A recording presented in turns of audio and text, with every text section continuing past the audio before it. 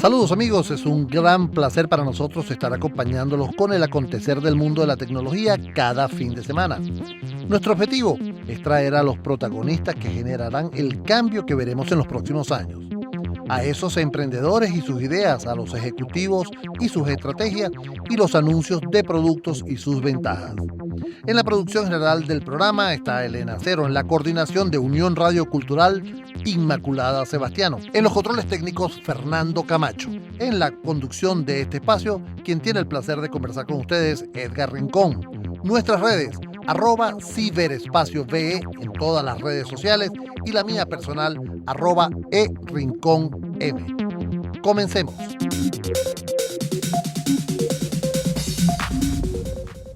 Bueno amigos, y el año 2026 ha presentado una cantidad de retos, una cantidad de expectativas, no solo en Venezuela, sino en el mundo, porque definitivamente están cambiando las formas como se hace, y Venezuela no se ha quedado atrás. De hecho, hay una tendencia en este momento de hablar de la Venezuela 5.0. Y eso es justamente lo que vamos a estar conversando en este momento, porque en días pasados estuve la oportunidad de conversar, o de asistir, mejor dicho, a una charla que mis invitados dieron en los espacios de Campus Caracas y que de verdad me pareció súper interesante y quiero traerla a colación. Y es justamente hablar de lo que sería esa forma de trabajar de ahora en adelante. De hecho, la charla es Ingeniería, Tecnología y Talento, claves para construir la Venezuela 5.0.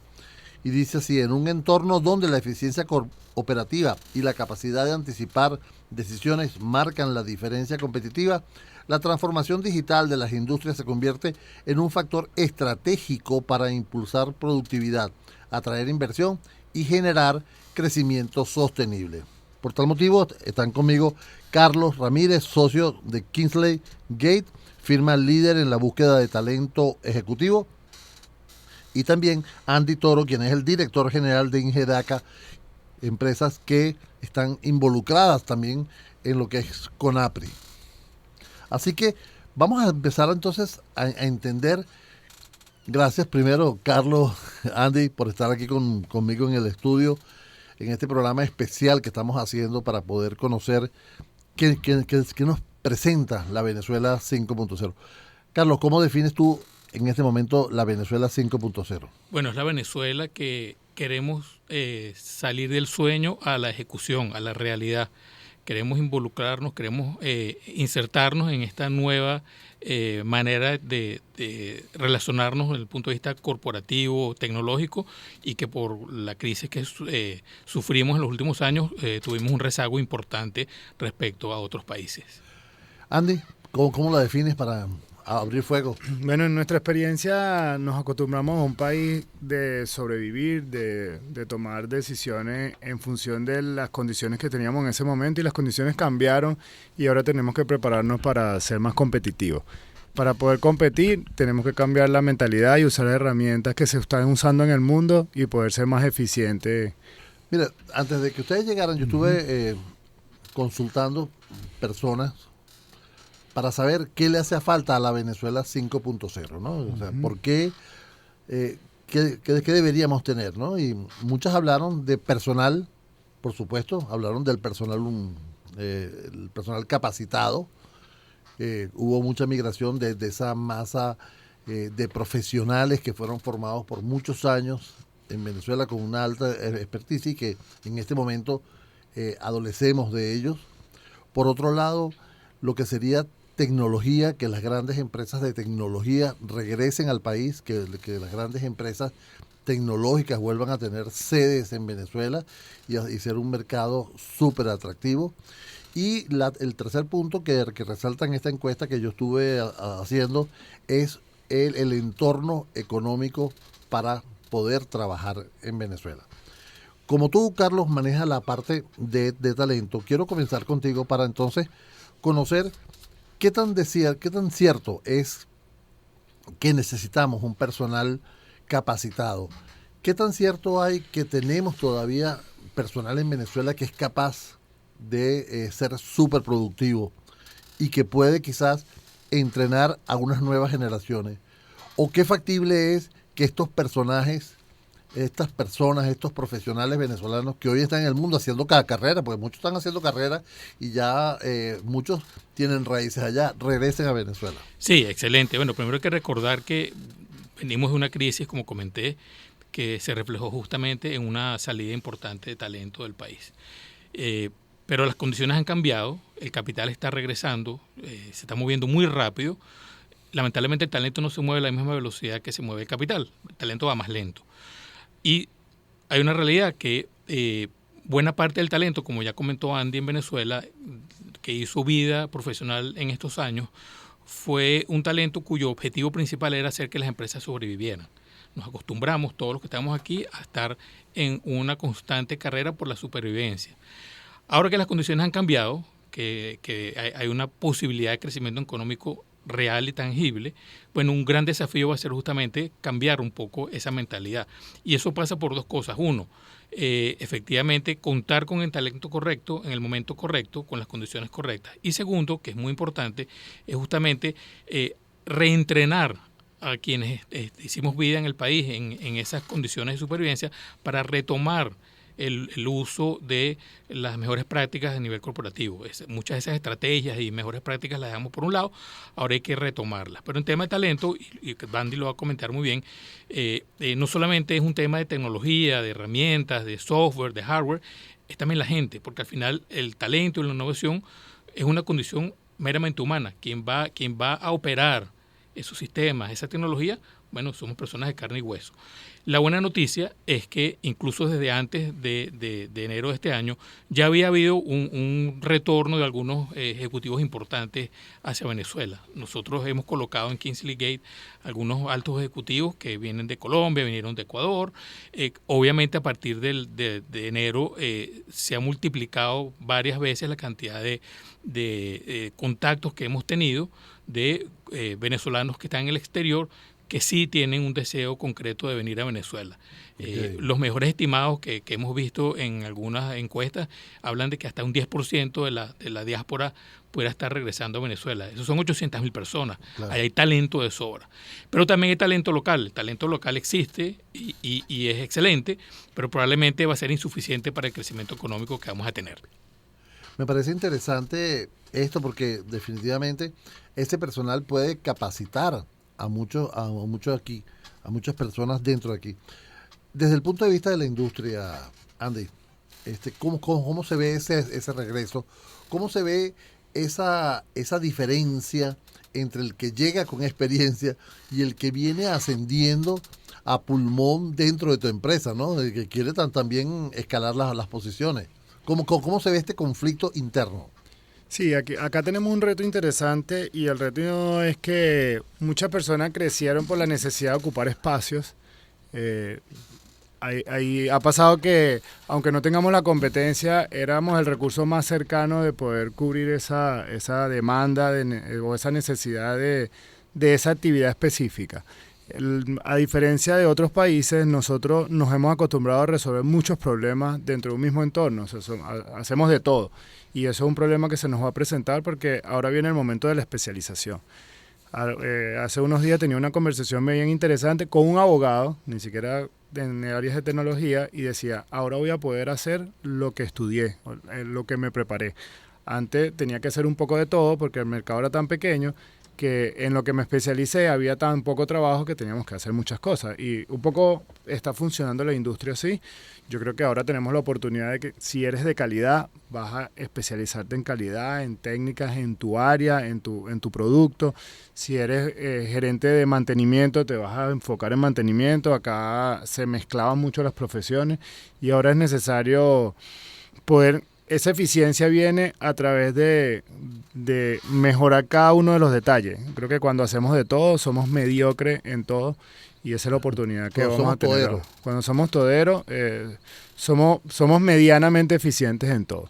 Ahora fíjate, se habla de que, por ejemplo, escuchaba una entrevista hace poco donde la industria petrolera, por ejemplo, el personal para capacitar a un personal de la industria petrolera se necesita mucho dinero, ¿ok? Para que sea un profesional como los que existían, ¿ok? Y el tiempo para que llegara a ser, para tener esa maturity y poder tener la capacidad, ¿no? Entonces, estamos en ese tiempo. Yo creo que los tiempos son distintos ahora. ¿Sí? Primero, nosotros que en Ingedaka nos especializamos en tecnología operacional, con la que movemos los procesos, las herramientas ahora nos permiten aprender más rápido. Ahorita podemos contar, por ejemplo, con modelos digitales de un proceso y entrenar desde la oficina en ambientes reales. Eso acelera mucho esa fase de inducción. También en Ingedaka tenemos la ventaja, el privilegio de tener gente lo suficientemente mayor para conocer cómo era Venezuela antes, cómo funcionaban procesos estandarizados, y gente bastante joven con muchas ganas de aprender, con esa flexibilidad de integrar las cosas. Entonces eso nos conecta a los dos mundos y es una ventaja, y creo que hay mucho de eso en Venezuela en todos los sectores. Entonces yo creo que para cerrar, estas nuevas herramientas nos van a permitir aprender más rápido. A ver, Carlos, escuchaba una charla en Fede Cámara esta semana y decía que la gran diferencia que tiene Venezuela con los demás países es que no han tenido crisis, ¿no? O sea, el profesional venezolano ha sido formado para resolver crisis inmediatas, cosa que no lo tiene, por ejemplo, y sin discriminación, un ejecutivo americano, por ejemplo, o un ejecutivo español que tiene, o sea, la norma va tranquilamente con unas normas. Aquí los procesos de cambio han obligado a ser mucho más creativos. ¿Cómo puede adaptarse una persona que ya está trabajando afuera en una Venezuela de este tipo? No, mira, primero es una realidad y yo lo viví en años previos cuando yo era socio de consultoría en Deloitte. Nuestros muchachos cuando iban a trabajar en proyectos en la región o iban a entrenamientos donde iban recursos de varias oficinas de la región, siempre destacaron porque están acostumbrados justamente a resolver, a ser creativos, a ser resilientes, a ser innovadores, y eso se ha mantenido tanto por los que están aquí como los que se fueron. Ahora es una realidad que va a ser un reto para las organizaciones y para las personas enfrentar este desafío. ¿Por qué? Porque muchas de esas personas que se fueron en un país que hoy es totalmente diferente, en muchos aspectos. Dejaron un país en crisis y ahora un país en crecimiento. Y ahora van a enfrentarse a unos retos muy diferentes. Y también van a tener que interactuar con personas que sí se quedaron aquí y que probablemente también van a tener algunas diferencias culturales. Pero yo no creo que eso sea, digamos, insalvable. Lo que sí es que tener la apertura de entender que va a haber un proceso de adaptación. También esas personas van a trabajar en condiciones diferentes a las que estaban trabajando en sus países. Porque, como Andy decía, pues aquí nos quedamos rezagados en temas tecnológicos, en temas de procesos. Probablemente esas personas en sus corporaciones han estado acostumbrados a trabajar con procesos estrictos, con visión de calidad, con visión de innovación, con herramientas tecnológicas de última generación, y aquí probablemente o no las van a encontrar o las van a encontrar en versiones bastante anteriores, con lo cual va a haber un proceso de adaptación, pero como bien comentamos, nos hemos adaptado desde hace muchos años, los que se fueron y los que nos quedamos. Así que para mí no es algo insalvable, es algo pero hay que tomar en cuenta a la hora de incorporar ese talento a nuestras organizaciones y evitar ese choque cultural que es inevitable que vaya a ocurrir. Si es un extranjero, también va a aplicar exactamente lo mismo. Se va a aprender más. Se va a aprender más. Lo que pasa es que hay que recordar que también, que por muchos años nosotros fuimos receptores de mucho talento extranjero. Las corporaciones mandaban personas a Venezuela, a sus filiales en Venezuela, para que aprendieran, para que tomaran una visión de países diferentes, y después eran promovidos a sus corporativos de una manera acelerada. Fíjate que lo que tú mencionas, amigo, estamos conversando con Carlos Ramírez, él es socio de Kingsley-Gate, firma líder en la búsqueda de talento ejecutivo, y también está Andy Toro, quien es el director general de Ingedaka, empresa con motivo, mejor dicho, de una charla que se dio en el campus, en Caracas Campus, perdón, sobre la Venezuela 5.0, y me pareció interesante tratar ese tema aquí en Ciberespacio porque también tiene que ver con todo el tema de tecnología.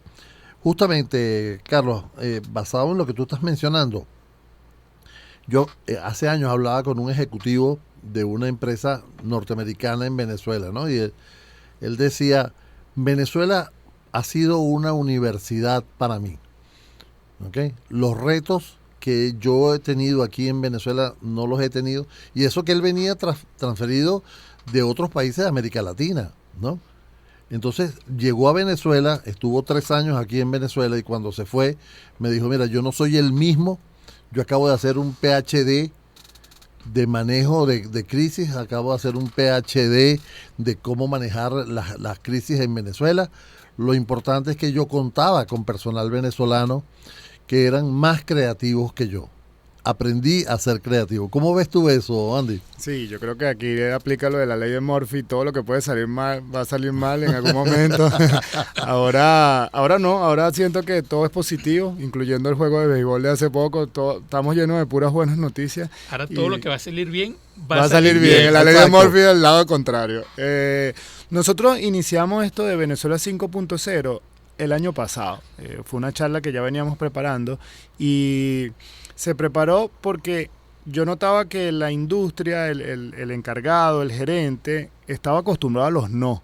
Y cada vez que proponíamos una iniciativa, no importa el presupuesto, no importa la metodología, siempre estaba como esperando que no se lo iban a aprobar, que habían otras necesidades, otras prioridades. Entonces, la idea era, las herramientas de tecnología, ahora el precio permite, por la escalabilidad, que la podamos utilizar. O sea, cosas como un gemelo digital era absurdo plantearlo y sobre todo en la Venezuela del Ustedes 2017. manejan muy bien ese tema del gemelo digital. Sí. De hecho, somos la única empresa en Venezuela que ahorita... Sí, tan humildemente. Pero es que nació... El gemelo digital nació. Pero explícale qué es el gemelo digital, porque a lo mejor mucha gente no entiende lo que es el gemelo digital. El gemelo digital nació en nosotros en INGEDACA como una investigación para un doctorado que estoy haciendo en la Simón Bolívar, y comenzamos a integrar lo que es la parte de infraestructura con datos en tiempo real, y entonces hacíamos una réplica de cualquier cosa. Esa réplica puede ser de una fábrica, puede ser de una persona, y nosotros comenzamos a hacer la réplica de una fábrica.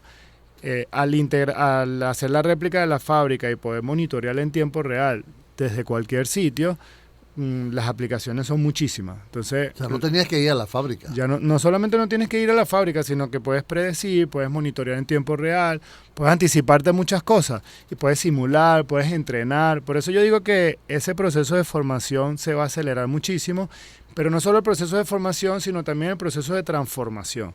Y cuando yo hablo de gemelo digital, en 2015, 2016, había que implementar una infraestructura impagable.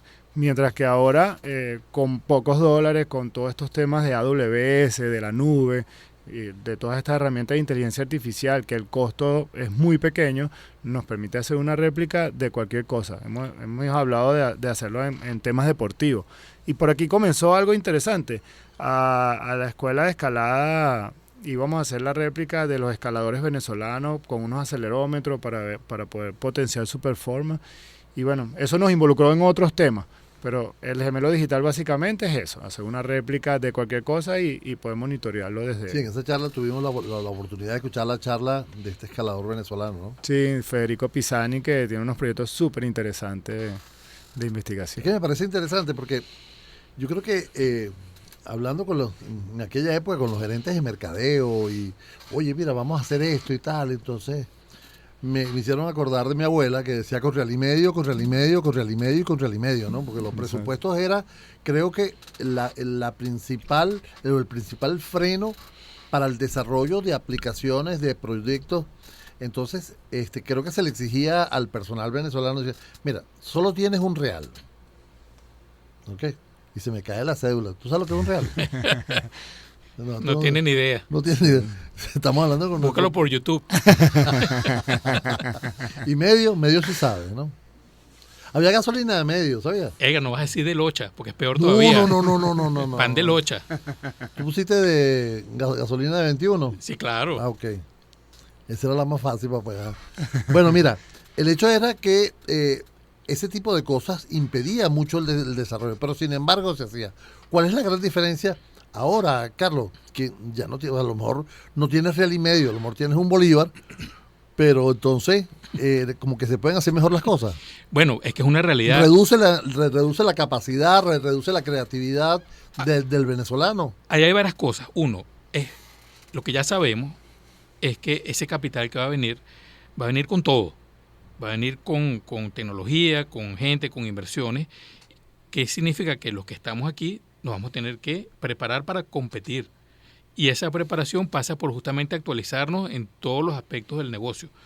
Capitalizar nuestras empresas, invertir en tecnología y, clave, invertir en formación. Porque, como bien dice Andy, vamos a tener que formar a las personas en estas tecnologías y esa va a ser una responsabilidad, en mi opinión, de los empresarios, de nosotros los empresarios, que vamos a tener que formar nuestro talento, incorporar esa formación dentro de nuestro presupuesto e incluso colocarlo como inversión, porque no es un gasto, va a ser inversión que nos va a permitir ser más competitivos, más eficientes, más innovadores y poder enfrentar la competencia. Y que vamos a tener un ROI de eso. Claro, por supuesto, esa inversión en formación va a tener un retorno importantísimo. Lo vamos a ver en incremento en ventas, en incremento en la utilidad de la compañía, en nuevos productos, nuevos servicios. ¿En qué tiempo, Oye, Carlos? es complicado hablar de tiempo, pero como dice Andy, tampoco son programas de formación eternos, porque son tecnologías que son relativamente sencillas de aprender por una persona que venga formada.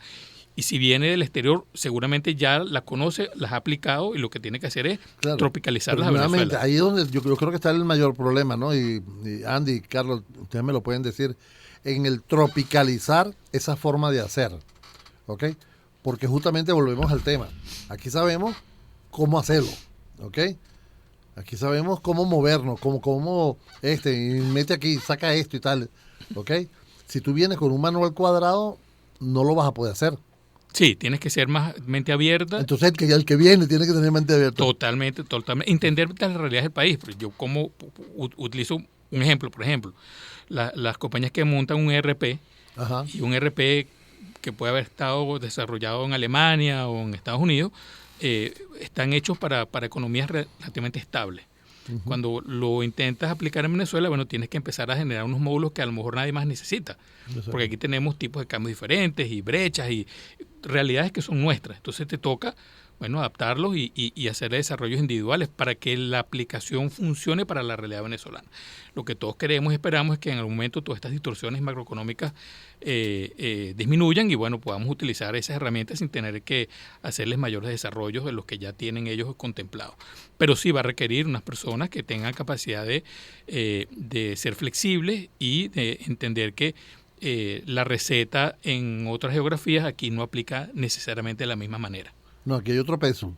Que es otro completamente diferente. Sí.